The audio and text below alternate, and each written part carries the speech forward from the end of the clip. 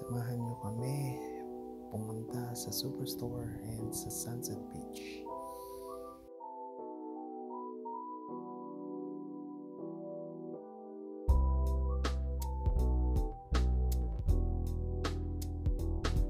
So sa Superstore, sale ang bigas nila pero sold out na. Kaya ang kinuha lang namin ay sushi para sa dinner namin sa Sunset Beach. Dito na kami sa Sunset Beach. Gahanap lang kami ng parking and we are ready to go. So as you can see, maaraw na yung hapon.